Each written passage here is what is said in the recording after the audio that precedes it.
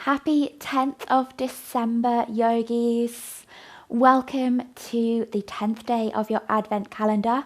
Don't worry if you've not done any of the other days. We're still getting started. We've still got plenty left. So come on in anyway and come and discover what is behind the 10th door of your yoga and meditation Advent calendar. So today we are going to be working on a gentle downward facing dog flow. So we're going to be looking particularly at opening up through the backs of the legs, the back of the body. We'll find a little strength in the shoulders too, but we're going to just be opening up our body a touch and maybe trying some different variations of downward facing dog that you've not done before. Grab yourselves your yoga mat. Find yourself a little bit of space, roll out your mat and just set yourself up for the next 5 to 10 minutes of you time. We're here to create some calm this Christmas season. So take a deep breath and come on in. If you've not met me before, my name's Naomi and I'm going to be taking you through our 24 days of our Advent calendar this year. So we're going to hop straight into all fours.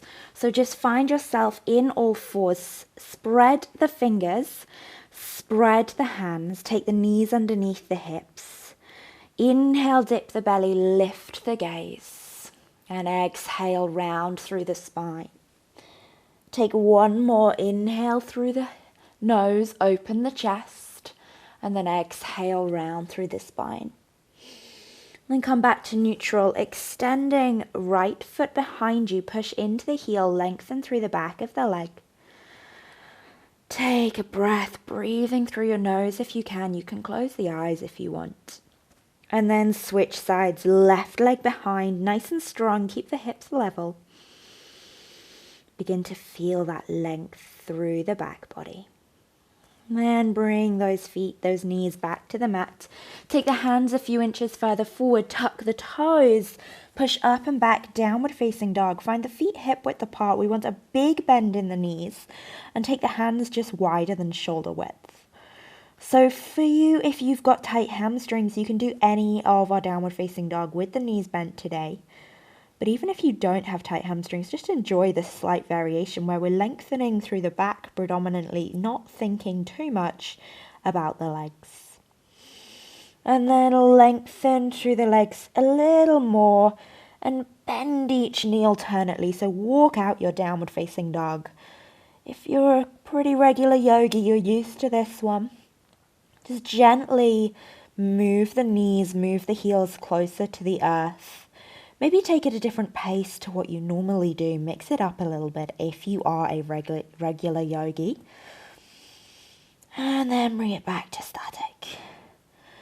Then we're going to gently roll forward to plank, a little bit of strength. If you know me, you know that's always what we add, just a touch of strength. Bend the knees, hover the knees, hips back to heels. Inhale, lengthen. Come forward. Exhale, hover the knees. If you want, lower them all the way to the ground. That's absolutely fine. Hips to heels. Extend. Just make sure you've got the right distance between your hands and your feet. If you're struggling, you might want to take that distance a touch shorter. Hover the knees as you exhale. Hips to heels. Inhale, lengthen. 2 more. Come all the way forward. Lower the knees as you exhale. Hips to heels. And lift. Last one. Forward, strong through the shoulders. Exhale and inhale. Beautiful. Step the feet so they come mat width apart, taking a wide downward facing dog. Maybe take a little sway side to side if you choose. Exhale, sigh it out if you need.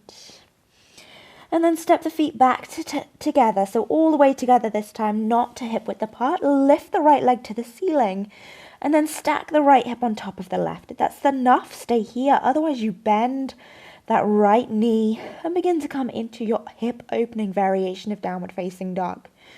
Make sure that you're not opening through the right shoulder, so the left and right shoulder are equal.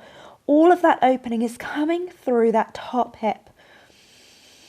Take a breath. I know those shoulders are starting to just chatter. That's okay.